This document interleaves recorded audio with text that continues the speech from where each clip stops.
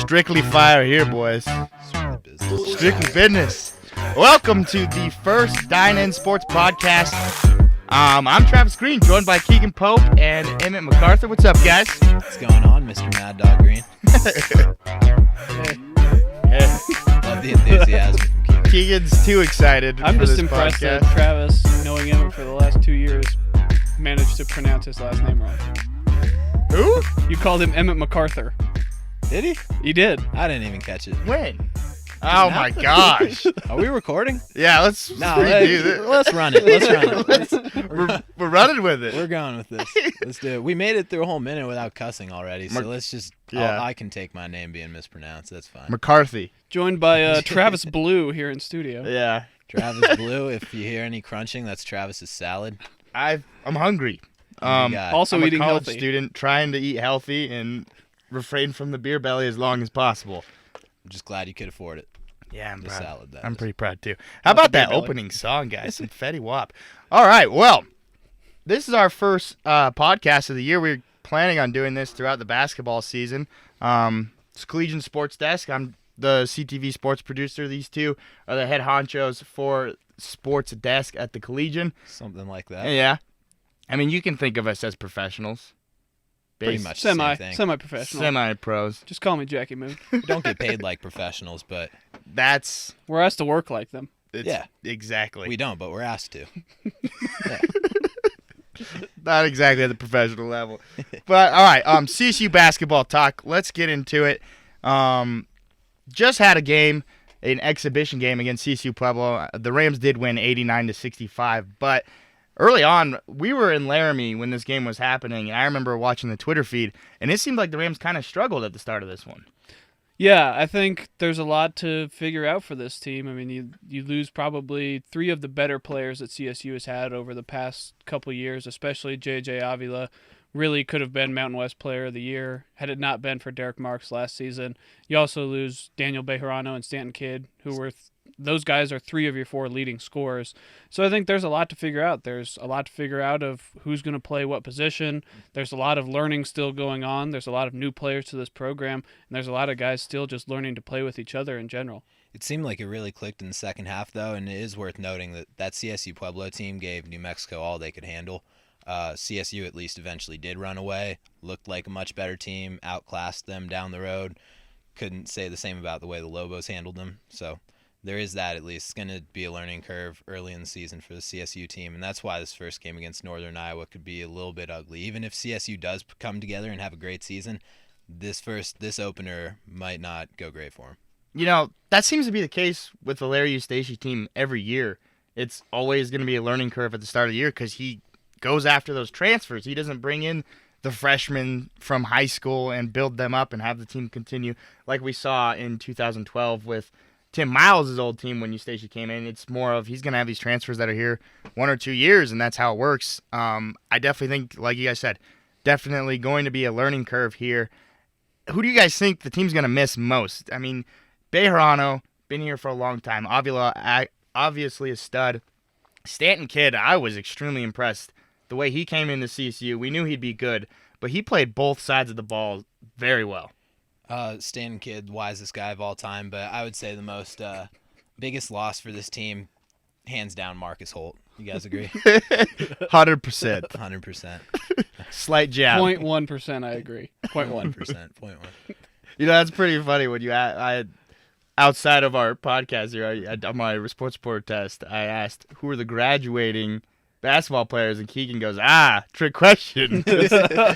Nobody thinks Marcus Holt, but hey, he had a couple blocks. He scored a couple points Yeah. Developed that exhibition game. 3-point game nicely sometimes. here and there. It's there. He had 8 points in an exhibition game once. Right? That's true. Yeah.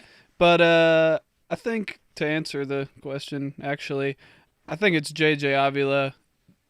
That guy, as much as he lacked in athleticism and all of the things that you could point out, the guy could flat out score the ball, and I think that's what CSU is going to miss most. Last year, especially with what they like to call the motion offense, which isn't really that much of a motion offense, But with that offense, it's reliant upon guys to be able to score on their own. They got to be able to create their own shots. They have to be able to score from kind of all different areas of the court. And JJ could do that, and I think that's what they're going to miss most. I mean, you lose a lot with DB. I mean, he was a good defender. He was a clutch shooter sometimes when you needed him to be. Stanton Kidd, as you pointed out, kind of was able to really succeed on both sides of the ball. But I think JJ he's a guy that's really, really tough to replace. I mean, you look at 18 and 8 a night is what you have to look to replace from him. And whenever CSU needed a basket, there was one guy that they went to, and it was him. Yeah, no one's going to remember how good J.J. Avila actually was. His stats didn't even do it justice, I don't think. Well, I mean, that might be something this season we find out, because you don't have him out there anymore. And I think Emmanuel Omogbo is a really interesting transfer and a guy who can possibly fill in for some of those things JJ did, but he can't fill in for JJ, Stanton, and DB altogether. Something that I've looked at Eustachy's roster, when you had Colton Iverson here, that was a match made in heaven. Eustachy likes that physical play. I don't know why he hasn't brought in another guy that's around 7 feet tall, a big truck down there, and you think they'd want to come play for him, the physical style he plays. I think the big thing with Eustachy is, I mean, these are the type of guys that he's coached throughout his career. When he coached at Iowa State, he had undersized teams. When he coached at Southern Miss, he had undersized teams, and he's really able to be successful with those guys, because the struggle with a lot of big guys, and it wasn't with Colton, is a lot of them don't want to be that physical. A lot of guys aren't excited about being pushed around and being elbowed and stuff like that. I mean, you saw it last year a lot with guys like Christian Wood from UNLV. I mean, J.J. Avila, Teal Daniels, those guys were able to push him around. And those big guys, especially big guys now that aren't 250 pounds, they're 7 foot and 220 pounds, don't like guys pushing them around. And so I think that's why Eustachy goes after some of these maybe under-recruited guys like Teal Daniels, guys that are just tough. And it's also tough to compete against some of these bigger schools that are recruiting 7-footers. I mean, everybody wants a 7-footer, but, I mean, it's tough for CSU to pull one out of high school, or, I mean, even as they've seen over the last couple of years, to pull them out of junior college or a transfer. There's a lot of schools looking for 7-footers, so CSU kind of has to make do with what they got. Yeah, I think they kind of lucked out with Colton Iverson that year. It might have been a bit of an anomaly to land a guy like that who had just been kind of riding the bench at Minnesota. I mean, he played a decent amount, but we saw how good he was. To think that guy wasn't really getting significant minutes for 3 whole years is kind of just funny in hindsight. So CSU lucked down on that one. You can't really expect it every year, and that's why they try to score guys, like Keegan said, like a Teal Daniels, who might not be 7 feet, but doesn't mind doing all the dirty work. 60% of the time, it works every time. I'm just playing around with the board here. All right. I had to throw Acre Band in there. I had to. So listeners are going to hear that little awkward 10 seconds of silence right there. No, it wasn't silence. There was an Anchorman clip 60% of the time, it works every time. Here, all the time. Let me That's turn what it I up like in to the hear. room here for you. That's what I like Studies, to hear. 60% of the time. Can you guys hear that? It works No, I cannot. every time. Well, that's very disappointing. That doesn't Oh, make well. sense. You're missing If only out. we had a better producer. If only. Well, that was me. Professionals. Anyway, Not should we getting that. move on to UNI? Yeah. How do you think that one's going to go? I think CSU probably falls a little bit short against Northern Iowa. This is a team that lost a lot off last year, a team that went to the NCAA tournament, but they still returned some good players, and UNI is a tough road venue to play at. It's CSU's first game of the season, regular season game. With this new team, they're all still kind of figuring it out. They're all still figuring out how Larry Eustachy wants them to play. So I think CSU stays within probably 10 points, but I don't see them winning this one on the road. I got to agree with you there, but it does kind of have it is a little bit reminiscent of that Gonzaga game 2 years ago. Probably it shouldn't look like that, but it potentially could. That was an ugly. Yeah, That was UNI is not a top 15 team like Gonzaga was that year with David Stockton and all of those guys, but They did win 31 games last year, though. Yeah, And Adam Morrison was an assistant coach on that team. The greatest bad mustache. Like, it's the best bad mustache I've ever seen. On a side note, I saw a story, I think it was on Bleacher Report, about Adam Morrison, and it was one of his former teammates in the NBA who said Adam Morrison didn't shower. That doesn't surprise me. Believe that. That does not 100%. surprise me at all. He looks so stoned all the time. He does. He still does, I should say. Well, when we Just were a up at the grease game ball. and I walked past him, I mean, I was down on the court and I walked past Adam Morrison and I was just like, who is this guy? Like, this guy played in the NBA? And he's just sitting there and he's got like this like mullet thing going on with this like creepy Hey, mustache. he's got a ring, doesn't he? 2 rings? He might have 2 rings.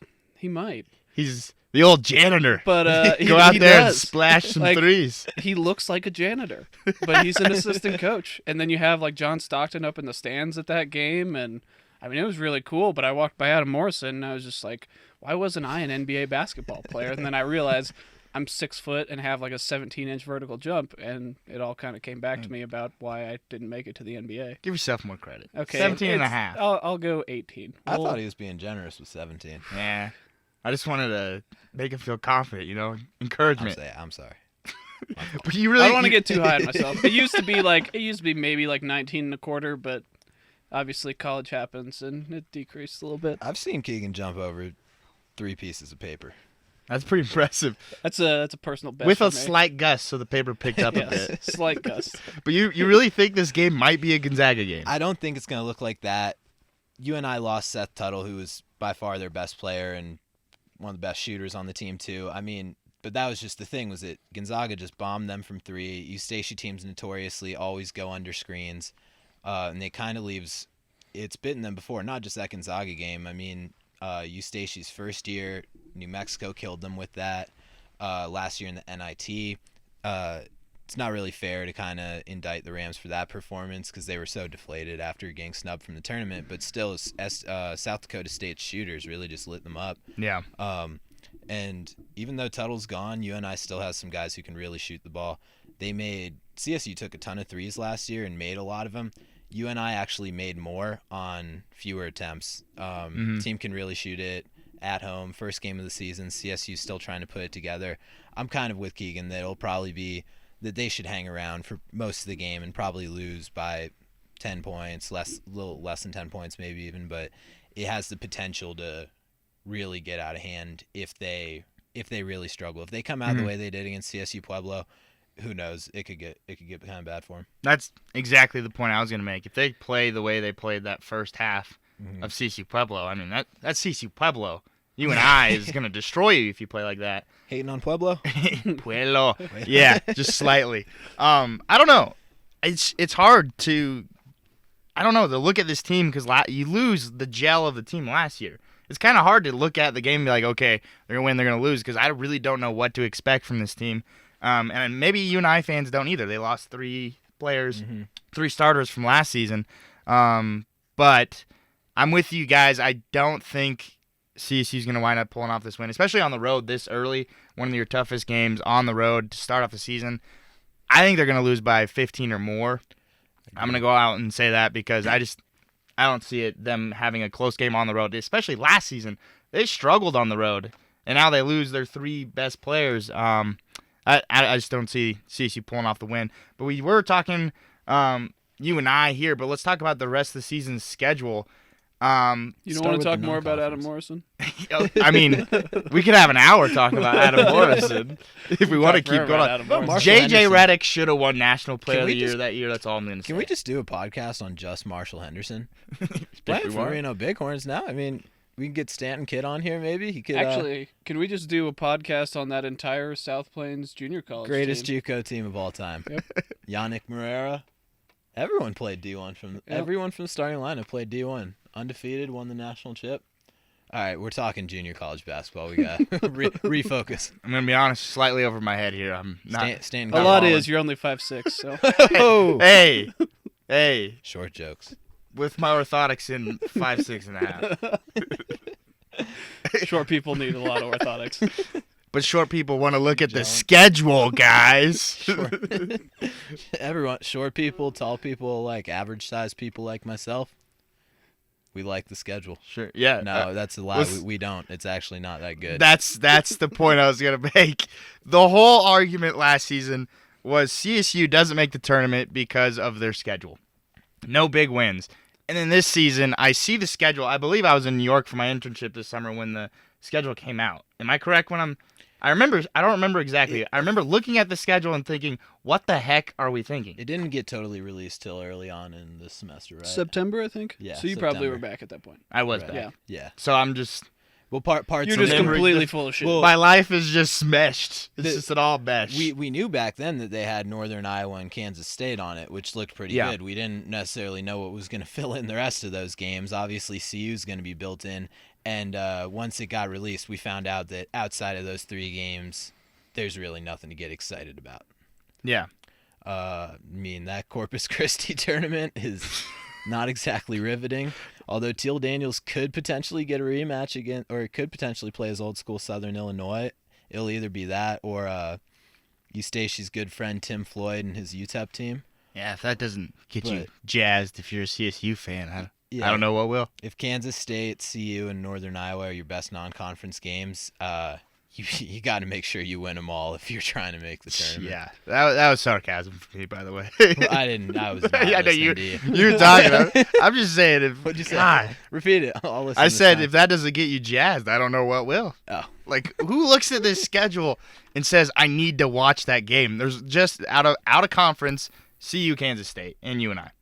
There's no other and games. one of those games is at home, and that's CU. And I mean that's likely to draw a good crowd because Yeah. CU fans are going to come up Of course. here and all that. But other than that, I mean, you look at it. I mean, Loyola Marymount, Oakland, Abilene Christian, Hey, watch Long out Beach for, State, Watch out for Regis. They almost beat CSU Arkansas 2 Fort years ago in Smith. the exhibition. South Carolina Upstate.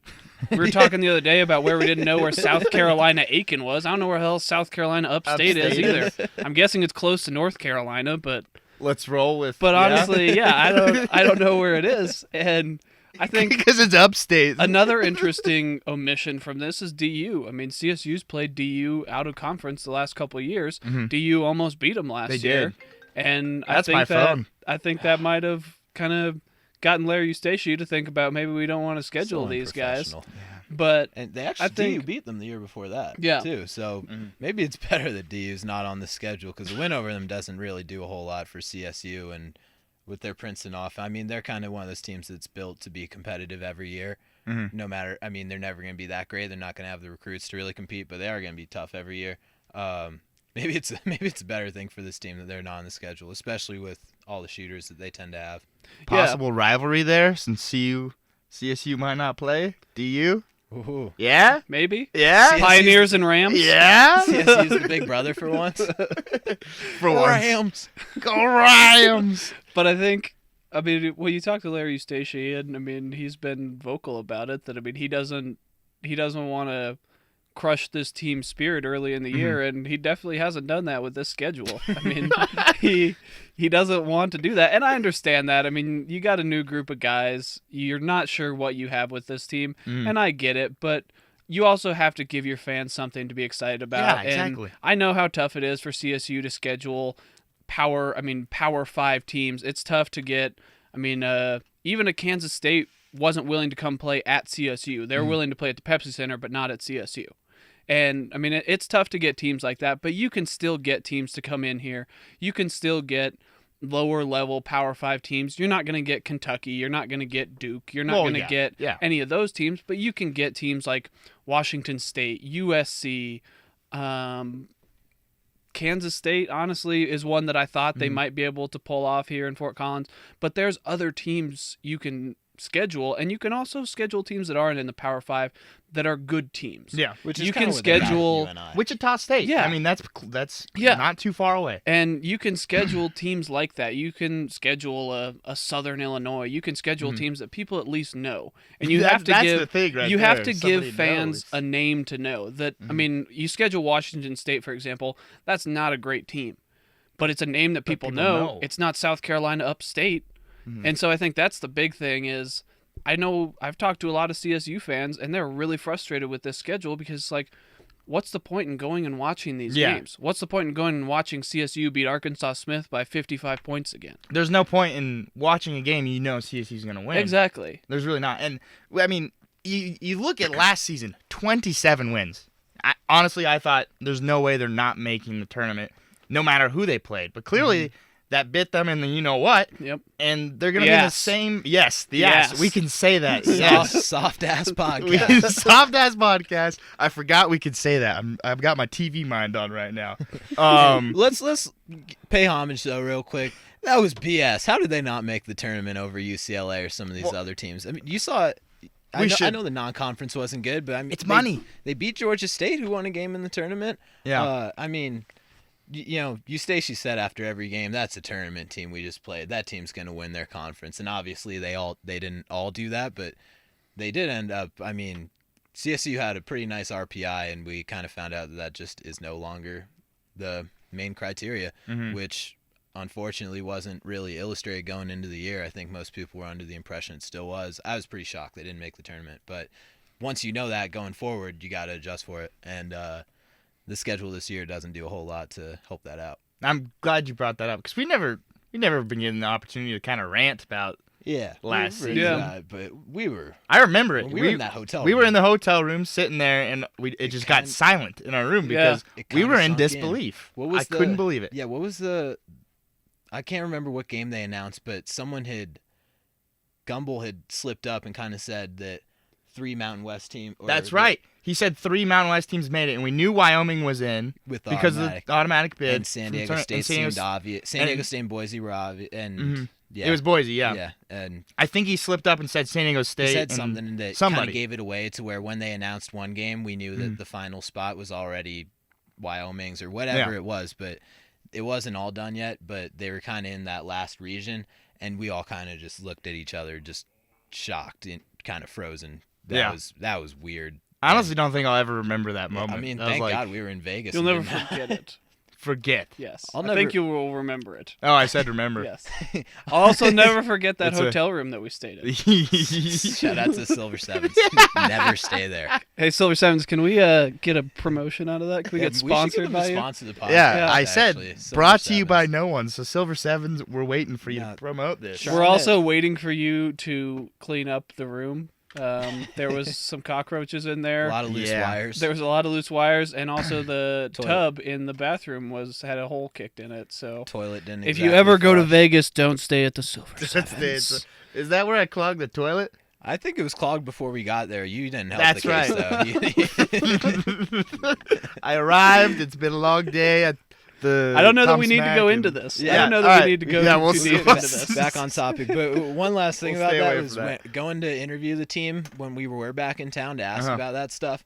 Eustachy told us to come up and do it in his office, and we were kind of just following him up the hall. I could tell he didn't really want to talk to us or any of the reporters there that day. If the basketball media contact hadn't been there, I really would have been scared. I thought he was luring us into his office to kill us. To summon.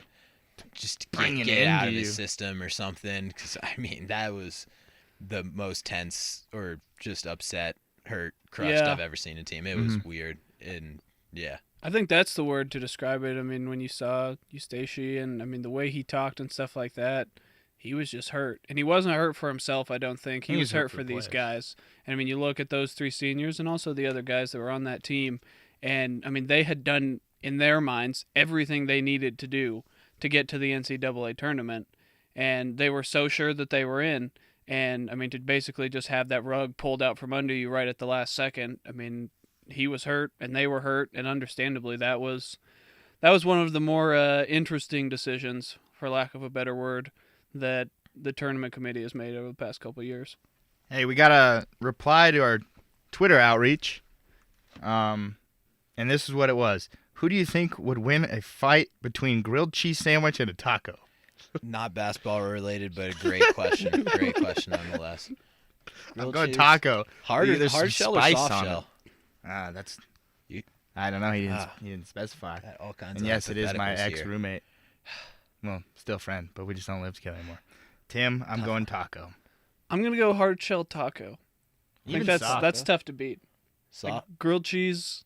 I love a good grilled cheese, but I don't know how well it stands up in a fight. I mean, you put it in tomato soup and it just kind of crumbles. disappears. Yeah, it doesn't have as many And, weapons. I mean, you put a taco in tortilla soup, it's still there. It's Yeah. still a taco. The grilled cheese is like this podcast, a soft ass. So we've been talking for what, like 10, 15 minutes now, and we've Do spent me a as favor, much time please. talking about Get tacos outta in here. our hotel room in Vegas as we have CSU basketball. Really disappointed you guys haven't been hearing the drops I'm playing. I'm disappointed in the non-conference schedule. I am too. All right. But all right, we've been over the Moving on. schedule. Obviously, nothing to be excited about whatsoever. Okay, so you lose Avila, you lose Bejarani, you lose Stanton Kidd. 3 top scorers. Who do you guys think is gonna lead the team this year in points? I think the obvious candidate's Gian Clavel. Not afraid to shoot from anywhere. I mean, Yeah. even if he doesn't do it efficiently, it's just hard to imagine someone scoring more points than him this year on the team. Amogbo and John Gillen are probably the other guys who could do it. Joe Deciman will be a very consistent scorer, but never. I mean, career high is 18. Kind of got that late last year, and it was kind of a running joke that his career high was 15 prior to that. He had matched it, like 4 times? 4 times. 4 times. Then finally ended up with an 18-point game. I mean, he can score, and he's as consistent as they come, but he's not going to explode for, 30-point game the way Gian or John Gillen can. And I think Gian I think he'll benefit a bit more from a starting role than someone like John Gillen can. I think coming off the bench, they both did it extremely well, but it was really fit for John Gillen, and I think he'll be fine in the starting lineup, assuming he is who they decide to start at point guard. But Gian's just so versatile. I mean, he can get to the rim and finish. He can shoot from anywhere on the court. Even though he shot about 30% from 3 last year, I mean, I knew it wasn't going to be a high number, but I was pretty shocked to see that it was 30%. Still, it doesn't matter what his percentages are. His points per game should be pretty high. I'll probably say Emmanuel Mogbo. I think Gian will be right there close, but especially once you get into Mountain West Conference play, there's some really good defensive guards in this league, and there's also some really long defensive guards in this league that can make it hard for Gian, and I think that's what he found in Mountain West play last year, was that it was tough to get his shot off over a lot of guys. And also last year, I mean, to defend him, he didn't have to shoot as much, I mean, with the offensive weapons they had around him. But I think Amogbo, I mean, he was impressive in their win over CSU Pueblo, 16 points, 7 rebounds. That's pretty good no matter who you're playing in your first NCAA game. And so I think I'll probably stick with that. He's really versatile. He hit a 3-pointer the other night. He can get to the basket. He's incredibly athletic, probably one of the most athletic guys CSU has had in the last 5 to 10 years. I mean, just the bounce that he has and his ability to get up and rebound is impressive, and I think he'll benefit from a lot of offensive rebounds. I don't think CSU will be a really high percentage shooting team. I think they're going to shoot a lot, and there will be opportunities for a lot of offensive rebounds, and if this is a Larry Eustace team like his teams normally are, then they'll have some opportunities for that. So I think he'll benefit from that, and I mean, I don't see him scoring 20 points a game. I think he'll probably be somewhere around 13, 14 a game, but he'll be right up there with Gian. And before Travis throws his out there, I want to say this about Amogbo. We talked about Colton Iverson earlier and how CSU kind of got lucky with a guy like that. They might have gotten really lucky with a guy like Amogbo. Oh, yeah. I mean, he comes from junior college, but the thing is, he might have been a Division I player coming straight out of high school. Thing was, in high school, he played with Akil Carr, who, for those who aren't familiar, I mean, this guy never stopped shooting. Took literally every shot. Amogbo's school played my high school. Akil Carr took literally every shot in the fourth quarter except one lob that he threw to Amogbo. And then did Amogbo put it down? Oh, you know it. Oh, he put it down. Do you patent your game after Akil Carr? Oh, a little bit. Yeah. Akil Carr. Yeah. A little bit of Akil Carr, a little bit of Cody Doolin, somewhere in the middle. Okay. Yeah, right around there. But Somewhere there is a middle ground Nice. somewhere in between Akil A nice Carr and middle Cody ground. Doolin. no, but my point is, Amogbo never really got a chance to show what he could do offensively, and didn't really get to have the ball in his hands much in high school. Went to the junior college scene and just dominated, and I think the Rams really lucked out. So that's who fans should probably be excited to see this year. Yeah, I wish I had another guy to like spicing up the conversation here and like, hey, this guy. But I'm with Emmett. I think Gian is going to be the leading scorer. He's going to shoot a lot. Toby Van Rye? You don't want to give him any love? Not showing any love. Not showing any love.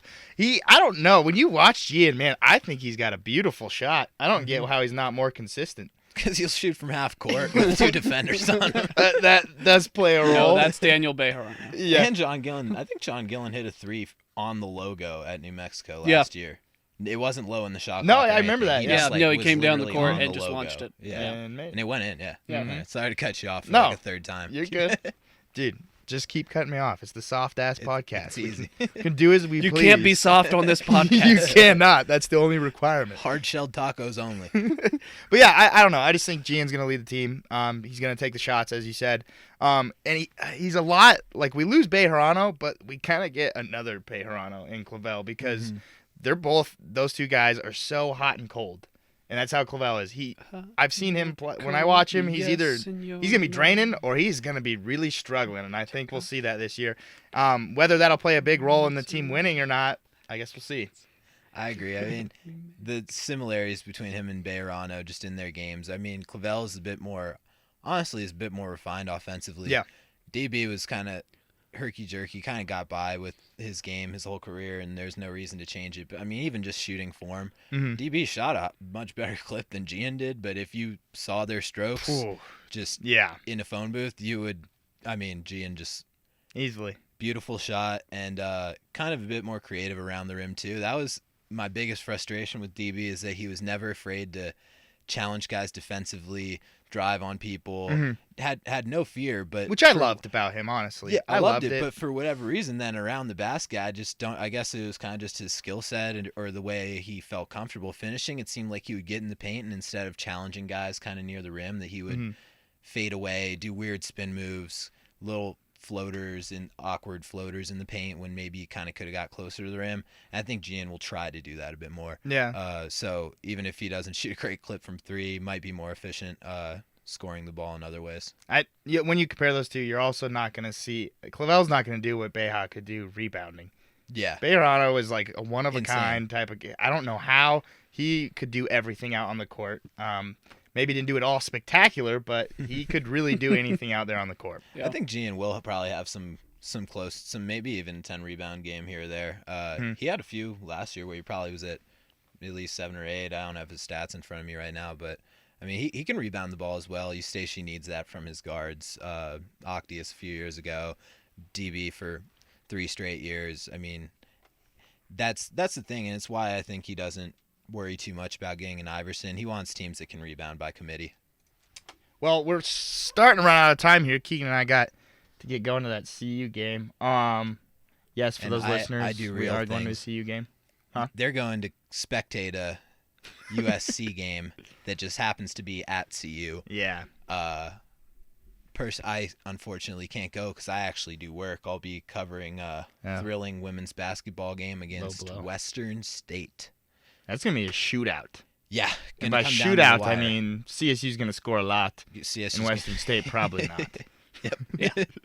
Also, how I think that USC CU game is going to go. Yeah. USC will score a lot. And CU probably will. not. Which, by the way, I watched Gospel of Coach Mack last night to get ready for today. Coach McElwain? Yeah, I didn't know they Coach made Mack 30 won. for Yeah, 30. he made one for CSU. I Did actually make produced it. Someone did their job. I actually produced that, because I have this just undying love for Jim McElwain, according to like all of our other reporters here at Fort Collins. And so yeah, I decided to produce one on Coach On Coach McElwain. Mack. Great piece. Check it out. check it out on we need a sponsor.com. ESPN the Yes. Ocho. ESPN 8 The Yes. Ocho. It'll be re-airing at midnight every night. Which, for by the next way, 2 guys, weeks. CSU did make a 30 for 30. Not the way we would want to, but there was a couple highlights of CU beating on CSU in that 30 for 30. There was And in the also Trojan War. there were also highlights of the time in 2004 when Reggie Bush and company beat CSU 49-0 at the Coliseum. Close one. I remember watching that game on TV. It was not pretty. No. Not at all. Yeah. You could say that. But hey, CSU's famous. Do we want to get into Mountain West Conference predictions? Let's do a quick rundown of it. We don't have to say who's going to 'Kay. win, but let's point out the fact someone picked Fresno State to win the conference in the preseason poll. That was ludicrous. That was weirder than our own reporter Sam Lounsbury picking New Mexico. No, they're equally weird. Both those things are weird. It's probably gonna Sam come down- Lounsbury, very weird. Yeah. By the way, Sam Lounsbury, shout out to Sam Lowndes he's in Iowa right now. He'll be there to cover CSU versus Northern Iowa tomorrow. So follow him on Twitter at Sam Lowndes with a Z, of course. Yeah. No S. Back to our own Mountain West stuff. I mean, it's probably going to come down to Boise State, San Diego State, and depending on how well UNLV puts it together. Mhm. It seems like those three teams could be way above everyone else in the conference. Utah State lost their exhibition game by a significant margin and also just had one of their best players transfer out. We mentioned New Mexico struggled in their exhibition game against the team CSU blew out. They're relying on Cullen Neal, which I don't know if that's really something you want to do. That kid's face pisses me off. We Talk believe about in Cullen faces you Neal. want to hit. Wyoming. Just want to give him not a soft punch, a swift one. Hey, Colin And Neal, hard. if you're listening, this guy's name is Travis Green. He'll be the short guy on the floor when you guys come to play CSU. So I've been just I like how I just said Colin Neal's face pisses me off, and he called out Travis. yeah. As if All I Colin said should is he fight wants him. to hit him hard. It's all right, Colin. I'm No, ready for you. Wyoming dropped their exhibition game too to Fort Lewis. Shout out to Cade Closter, but still not a good look. Yeah. Might be another down year for the Mountain West as a whole. The teams up at the top will be tough, but I mean CSU got picked 7th in the preseason poll. They could finish top 5, more so by virtue of the rest of the conference struggling outside those top 3 teams. yeah, I think for me, it starts with San Diego State. That's a team that It's hard to argue that any year because Yeah. of Steve Fisher. I think, and that's the thing, is they've built such an impressive program out there. And Steve Fisher started his program very much the same way that Larry Eustace has, bringing in a lot of transfers, because San Diego State, when he showed up, wasn't a destination for players to go. They had yeah, really absolutely. struggled before Steve Fisher got there, and now he's turned it into one of the premier programs on the West Coast, along with Arizona and UCLA. And so I think it starts with them. They've got a lot of talent returning. They lost some key guys off of last year's team, but they also have just a ton of size and athleticism, and I think that's the big thing that, especially with the new shot clock rules, with them taking it down to 30 seconds, everybody's going to press now, and there's not very many teams that are better at it than San Diego State. Their starting lineup runs 6'4", 6'7", 6'9", 6'9", 7 foot, and they're all guys that can move. They're all guys that can play defense. They might struggle on offense from time to time, but I don't know who scores on them in the Mountain West, who's able to score more than they are. And Mhm. like you said, just the kind of dynasty that's been built there. Maybe I'm kind of throwing the word dynasty too prematurely by me. It's a premier program. TJ Leaf committed to UCLA yesterday, but that was a big-time recruit, and his final 3 choices were down to UCLA, Oregon, and San Diego State. Actually juked people out wearing a San Diego State colored tie. But I mean, just to be in the running for a recruit like that, you're not going to see other Mountain West teams other than UNLV come close to scoring a guy like that. That's the thing. Steve Fisher, I think it's pretty safe to say, best coach in the Mountain West. I don't think anybody would really argue that. Yeah. So yeah, I mean, you look at it. Obviously, San Diego State's going to be in it, but Boise State, I think, has just as good of a chance because you said I don't know how many teams will outscore them. I think Boise State is the only team you look at and said, okay, San Diego State's defense will hold them down, but they might be able to score enough to pull off the win. Anthony Dermick, I wonder how good he'll be after a year off. I imagine he'll be the same Anthony Dermick we saw before. I think Boise State might be that team that wins the Mountain West. Now, when it comes to tournament time, I think San Diego State is more built for the tournament. I think they'll probably win the Mountain West tournament, but Boise might be the team that wins the regular season, in my opinion. I actually picked them to win the regular season too in my predictions, and I kind of went with the dark horse James Webb to win Conference Yeah. Player of the Year. I could see it. I think he's a stud with, like you said, Drimmick coming back. Although hopefully he'll be caught up by the time Mountain West play starts, and technically that's all the award is based on. But yeah, I mean, James Webb really blew me away last year. Stole Newcomer of the Year from Stanton Kidd. And hey, Nick Duncan. Can't count out Nick Duncan. Oh, Nick Duncan. But I think, I mean, UNLV is a team that has the talent every year to be right there. Maybe this is the year they put it together. They got another top 10 recruiting class. They brought in some talented transfer guys. They had some guys that sat out last year that are eligible this year. There is no more talented team in the Mountain West than UNLV. Yeah. Now, can Dave Rice put it all together? We'll That's see. the thing every year is. But can he I put it think when together? you look at it, I mean, there is tons of NBA talent on that team. And Mhm. every year they're the biggest disappointment in the Mountain West, whether they finish second or whether they finish 10th, because that team should win the Mountain West every year based on their talent. So I think that's another team to look out for. But as you guys pointed out, James Webb, might be the most NBA-ready player in the Mountain West this year. Great offensive game. He can rebound. He can block shots. He can kind of do it all. And he's also got the body to play in the NBA. About 6'9", 6'10". And, I mean, as I said, he can kind of do everything. Yeah. I mean, he had a double-double in their exhibition game. And he really is probably the best pro prospect that there is in the Mountain West this year. Yeah. Keegan and I get hated on all the time, mainly by Emmett, for our UNLV love. I mean, I went there my freshman year, so I follow them a little more than other teams I would. I got love for him. Me and Keegan were watching. We spent like 10 minutes watching Justin Jackson highlights while we were waiting for you to eat a salad or whatever you were doing. Just staying healthy. But Keegan just said it perfectly. UNLV, every season. I will never back down from this. Even with Steve Fisher and his great San Diego State teams, UNLV has the most talented team every single year. I will always believe that. You look at this roster, it's full of guys that have potential. They just don't play well together. That's the problem. And Dave Rice can never seem to get them to play together. We saw it in 2012 when I was a freshman.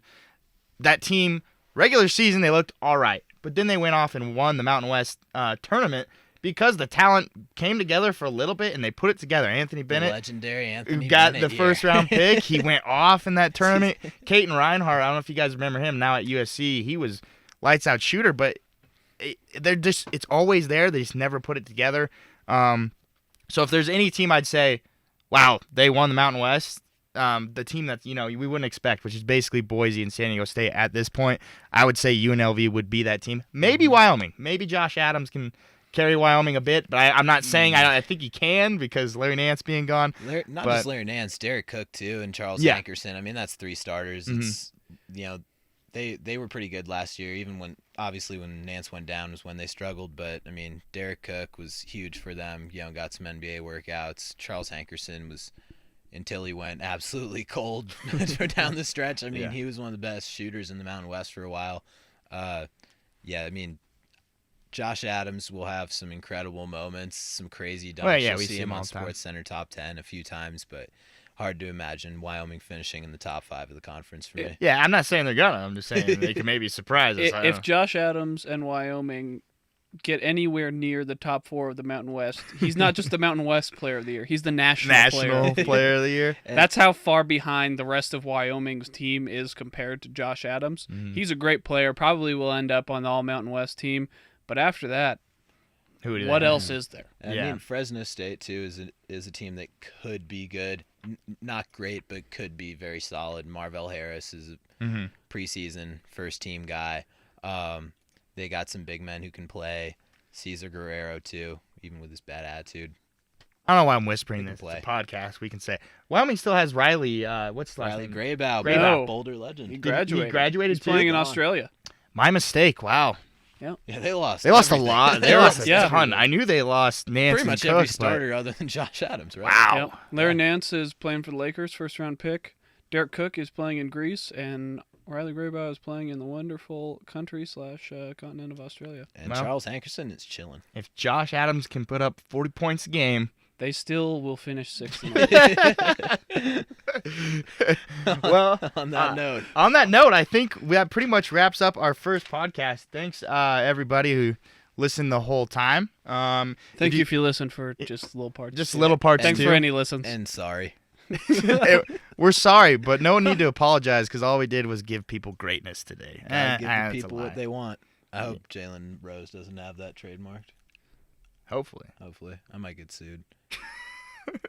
Well, Because going we're forward, sure Jalen Rose is listening. to Yeah, this he's right now. definitely There's listening no way to he's this. not. We'll definitely tweet this at him. See if no we get doubt. A response. Yeah. Weeks going forward, if you guys watch this, go ahead and comment in the comment section of either Listen, Collegian or YouTube listen, and not watch. tell us. Well, yeah, that's true. They would be listening, even though. Yeah, we're gonna put a graphic up. They can watch the graphic. Yeah, you the guys whole I time. thought Yeah. about like a filming good this. Like I know like We could set there are up a people who camera. do that, but I'm like, why would anybody want to look at us for Yeah. 40 minutes? Yeah. Like, Well, I guess I comment could look at if you myself want to for look 30 at minutes. us during it. We'll maybe do it if people want it and comment. not, we won't feel bad. yeah, I mean, slightly feel bad. It'll hurt our egos that much, which they Slightly. can't see. That's why I'm doing this. 'Cause He's you wanna watch he's us. mimicking how tall he is right now, which is about 1 inch.